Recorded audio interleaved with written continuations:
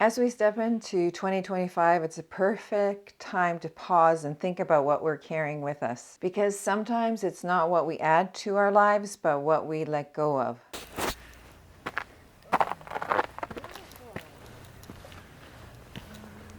Wow. Hi, I'm Anneli, and today I want to walk through some of the things that we can leave behind to make space for joy, health, and happiness in the year ahead. And stick with me because I've created a free checklist to help you implement these changes and live your best life this year. I've divided this into 5 segments. The first segment is about physical decluttering. And yes, I have my list here because there's too many things to remember off the top of my head. Physical decluttering, clothes you haven't worn or fit your lifestyle anymore. This is a huge one for me. My weight has fluctuated a little bit in the last year since I was 59, and I have some nice clothes that I am determined to wear again. I don't think I'm cheap, but I'm frugal, and there's no way I'm buying more new clothes when I've got perfectly, nice clothes sitting in the closet waiting for me. So that's part of my journey to be as healthy and fit as I can by the time I turn 60 this spring. And I'll link that video in the description if you're interested in watching about that. There are things I'm really happy to get rid of because they just don't suit me anymore. I have what I guess you would call a clothing uniform. I wear the same stuff all the time. If I'm comfortable with it, I wear it every day. And there's certain things that I probably bought on impulse that I just never would want to wear or don't reach for. So I do a lot of donations in that regard. But the clothes that I'm just a little bit outgrown, I'm keeping because I'm getting back into them. 2, duplicates in your kitchen. I have a lot of that. And I think a lot of people can relate to this. But I especially have a lot because my son, his wife, and my grandson lived with us for a couple of years and just moved out a year ago. And there's still remnants of their stuff in my house, whether it's stuff in the pantry or in the cutlery drawer or in the cupboards. Anyways, plus, I think it's for everybody. We have a lot of mugs. Me and Keith don't need to have 30 different types of mugs, but everybody gets them as gifts. So we have some. I need to get through those mugs and donate some more of those. But I have gone through my kitchen, but there's still a lot I could really get rid of. I don't know. What about you? Expired products. Now, this is whether it's stuff in your pantry, in your kitchen cupboards, in your makeup drawer. I have some of those. I've recently gone through my fridge, got rid of so many expired bottles of this and that. And I still have to go through my kitchen cupboards some more. Makeup, I have some of that, but the thing is that I don't wear makeup on a daily basis. When I go to work at my nursing job, I never wear makeup, but I love to wear makeup. I love wearing makeup when we go out, special occasions. I like to play around with makeup, but because that doesn't happen all the time, I don't go through it as much. So I do have a lot of makeup, and I have gone through it, cleaned it out, but I must admit I have some older things in there that I still use because they're almost like brand new. Unused just in case items. I have some of those, and it could be anything from, I don't know, I've got some glue stuff that I bought because I put something together once and then I've kept it because just in case I might need it. Well, it's probably 4 or 5 years old, that tube, and I probably won't work anymore. So go through and check those just in case things that you may have bought for one thing to fix or do or something, and now it's just been sitting. Because if you look at it, I don't know, time flies by so fast. You may think that it was just recently that you used it. It could be years. So get rid of those because they probably don't work anymore. Old technology, cords, gadgets, chargers, outdated or broken. Well, I have baskets of those. I even have those things, floppy disks. I don't know what's on them. It could be my husband's. I have to gather all that stuff up. What I have done is they are in a basket. I've got cords and things, and I'm afraid to throw those out because honestly, don't know, like, what if somebody's going to say I need that one particular thing, even though I have no idea what they're called. So I have to sit down with him and say, look, what is all this stuff? Do we really need it? And I don't know how you go about saving the information you may have on one of these obsolete items. So that's something I have to look into. And sometimes those things can be, costly because you have to get things transferred from one disc thing to another. So, but it's something to keep in mind that it is clutter. Mental decluttering. So here we're looking at number 6, perfectionism. I don't think I'm a perfectionist, but I am somebody that doesn't read instructions really well or closely, and then I just do it, and then the thing doesn't turn out perfectly, and it drives me crazy because it's not right. And then I may have to restart. I'm different from my husband, who is very methodical about doing things step by step and checking it out, making sure it's right. I wish I had a bit of that, but I don't think this is more referring to progress, not perfection. And one of the things about that is I have leaned more towards letting go of perfectionism, because if you set a goal for yourself and you end up going in this direction instead of that direction, it doesn't mean that you're not going to get to your goal, as long as you think of it only as a detour and you veer back onto the road and head back towards your goal. A lot of times this is what kind of gets people off of the direction or the path that they're intending, because they've detoured a bit and then they just think it's not worth it to get back on the road to get towards their goal. So that's what I think about. I am not being a perfectionist in reaching that goal. I am just moving forward. Every time if I take a little detour, I get back on the road as soon as I can and move forward towards it. Overcommitting your time, learn to say no gracefully. I'm not a huge social person. My sister, on the other hand, she's got a social calendar, busy, like she just doesn't have a moment of time, and she's retired. She's extremely busy compared to me, but I overcommit in the sense that I put way too many things on my calendar that I think I will accomplish. And then all that does is when you don't get those things done, it just makes you feel bad, and I don't want to feel bad. So when I think about overcommitting for me, I've realized, and I've already started doing this, that I don't need to put so many things. I have a better chance of getting things done and accomplishing some of those things if I only put 1 or 2 things on my calendar and then spread it out. So that's a way to think about overcommitting yourself, whether it's just saying yes to a lot of social actual engagements and activities, or just overcommitting to yourself in the calendar. Number 8, guilt over taking time for yourself. Your well-being is a priority. I have said this in other videos. I say this all the time, that I have to do whatever things that I do for myself in the morning, and most of that is exercise. I can do other things like knitting, reading, enjoyment type things later on the day.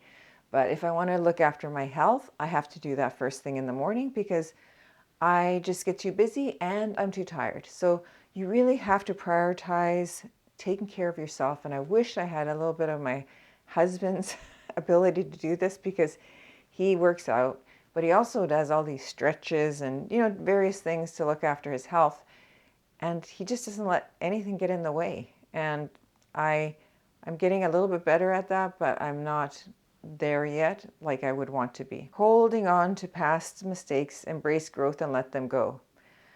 Yes, we all make mistakes. I don't know anybody that's perfect, but sometimes they just niggle away in your brain and you feel bad about them. And it's time to just put that aside, because that's not serving you any purpose. It's not going to help you in any way. We all make mistakes and we have to let go. 10, comparing yourself to others. Focus on your own unique journey. Yes, it's hard not to compare yourself to others, but you have no idea what goes on behind, those walls. One thing I learned when I worked in emergency for years is I saw a lot of people, saw a lot of people that I would know. It could have been somebody famous. It could be somebody just in the neighborhood, just regular people that you think are doing so well, and you have no idea what goes on in the background. So do not compare yourself to others, whether it's on social media, whether it's just real life people, because we all have our own unique things that we provide to the world. Next section is about emotional decluttering. Number 11 is let go of toxic relationships. Surround yourself with people that uplift you. Well, that's always a saying that if you want to get somewhere in life, you have to be around the people that have that or whatever. But it's true. When I was young, I was a very young mom. I had my oldest son when I was just in my teens, and I was on a path to going nowhere. And I made, as soon as he was born, I made a decision in my life that this is not how I want it to be. My life changed completely. It was very hard, but I was not going to have my son growing up and having to suffer because of the mistakes I had made. So I made it a very, I didn't even have to really work at it. It happened inside of me. I knew I had to change.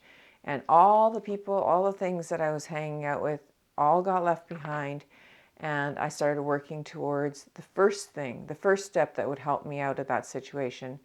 And then I moved on to the next step. So it is so true. You have to really think about, is this serving me to be around this or not? 12, grudges or unresolved anger. It's time to forgive for your own peace. That is so true, because when you hold on to a grudge, and I haven't perfected this yet, but when you hang on to a grudge, what's the saying? Your body holds the score. All the negative feelings, all the anger, all the frustration, and the mean-spirited things, your body hangs on to that, and it will come out in different ways that aren't healthy for you. So you really need to forgive, and it's not for the other person, it's for yourself. It's to keep yourself healthy. 13, FOMO, fear of missing out. So instead of fear of missing out, JOMO, joy of missing out. Be glad you missed out. Don't worry about the fact that others are doing something else and you're not going to be able to do that, or they've got this and you don't have that. Don't worry about it. Be grateful that you don't. Who knows? It may not work out for them. So you don't know, so wish them well, but be happy for what you have. So JOMO. 15, negative self-talk. I'm bad at that. Replace it with kindness and compassion towards yourself. I do this. So when I'm doing something, or if I've got, oh gosh, for example, a test, you're taking a test for something, instead of thinking, oh, I'm going to ace this, it's going to be great, I'm going to be done, it'll be perfect, I always think the worst case scenario. So I don't know if this is negative self-talk, but it's like I prepare myself for the negative by thinking of the worst possible situation. I don't think it's doing really well for me, maybe buffering me toward in case things don't go as expected.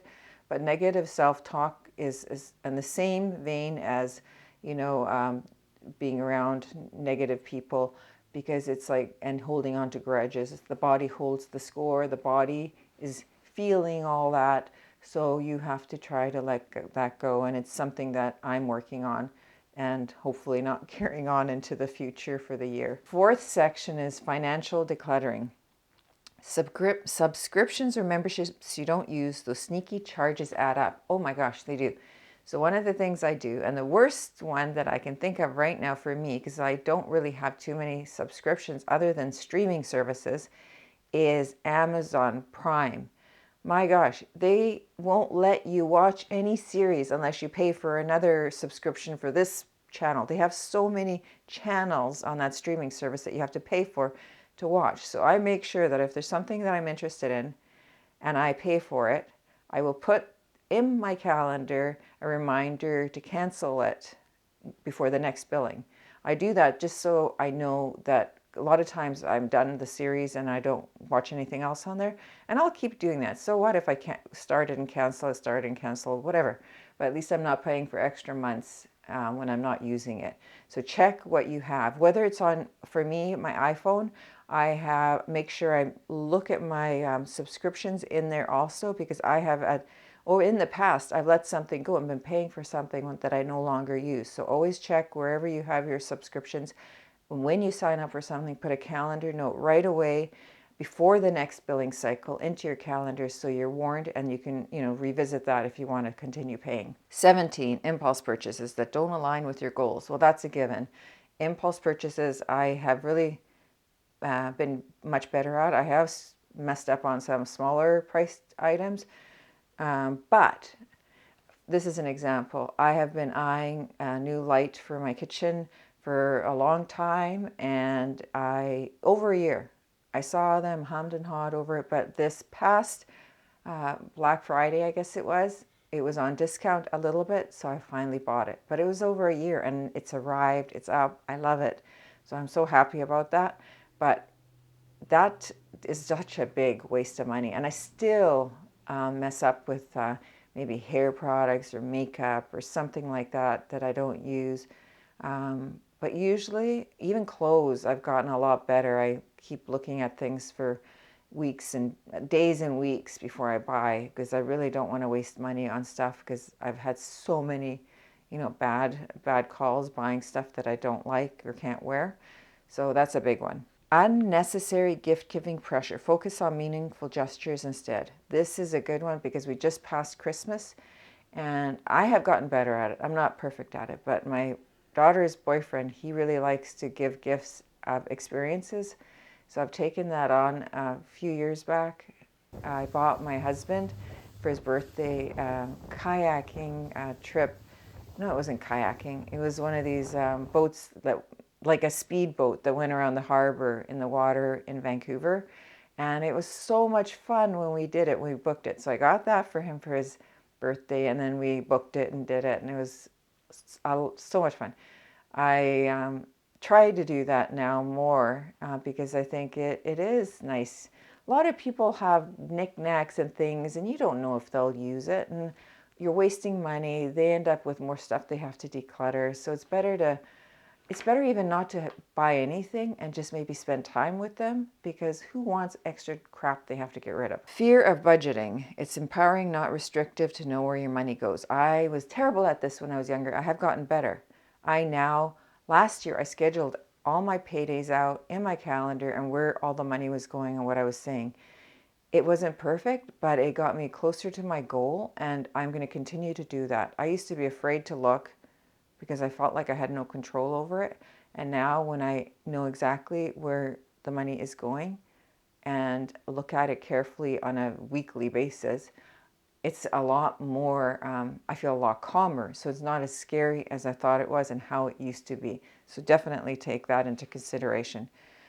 20, unused reward points, gift cards, and things like that. Sometimes you go to a store to return something and they don't give you your cash back or your money back or return it onto your credit card. They give you a credit in their store.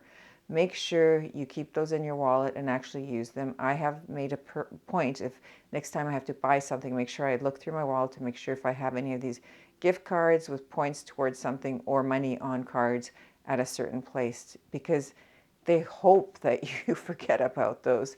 If you have to write them down, have an ongoing list in your on your phone or in your computer, put things in your calendar, but always make sure you use them. And I don't really have that many reward points cards because I realized that's just a scam. It's a marketing thing. They want you to get these reward cards, and it takes forever to build up any kind of points to get anything. So I've given up on those. I don't use that. I instead don't buy on impulse and make plans to purchase something. And that I find is way better than trying to accumulate points with a card and spending wastefully.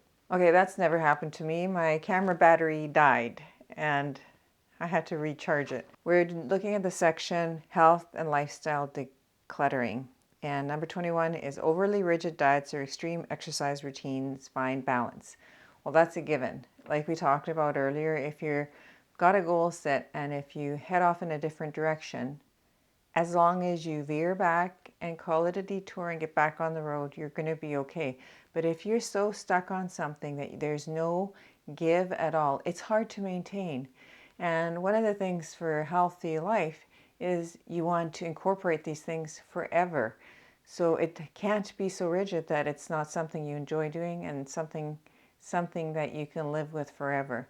So always look at the looking at working towards your goal versus sticking to a rigid plan. Staying up too late, scrolling on your phone, prioritize restful sleep. I've been working on this for quite a while, ever since I stopped working my shift work, and it's the best thing you can do for your health.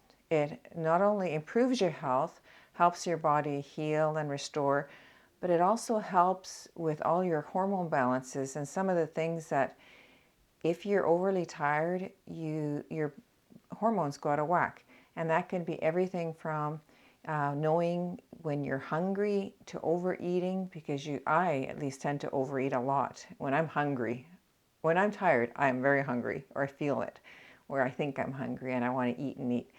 So I make it a point when I go to bed, put my phone down, and I usually don't go on there and scroll while I'm supposed to be getting to sleep. It's not perfect, but that's kind of 95% of the time anyways. Holding on to unhealthy habits that no longer serve you. And that's just the same as getting rid of things that you don't no longer use.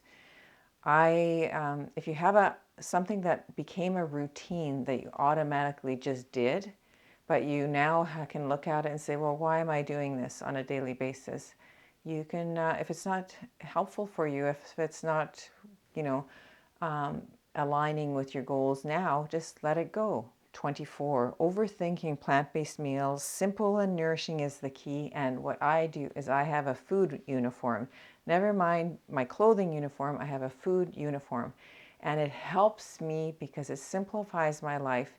I eat foods that are well-rounded. They cover all the nutritional needs that I have, but they're simple to prepare. And I kind of stick to that throughout the week. I've been doing that for the past few weeks again because I'm trying to kind of get into those clothes that I can't fit. So I'm eating well, but I have a food uniform and I look forward to the foods that I'm going to eat that day. If you want any more information on this food uniform, leave me a comment and I can make a video, or if you have questions, let me know. I'll happily explain. 25. Neglecting nature time, you should give that up. You have to add moments outdoors to your weekly routine.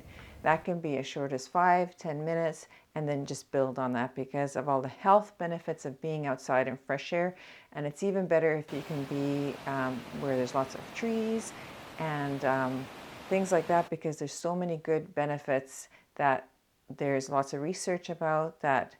Not only will it help with your mood, your emotions, and de-stress you, but it's actually physically will improve your health. And remember, as we keep going through into this year, remember sometimes the best thing is not to bring on things, but to let go of certain things. If you're ready to start clearing the clutter, whether it's physical, emotional, or mental, don't forget to grab the free checklist that I made for this video, and it'll be a link in the description for you. I've designed it so you can take small, actionable steps towards your goals this year. And if you're wondering how to fill this new space with purpose, be sure to check out this video where I share tips on how to start the year strong. Let's make this year one to remember. See you in the next video. Bye.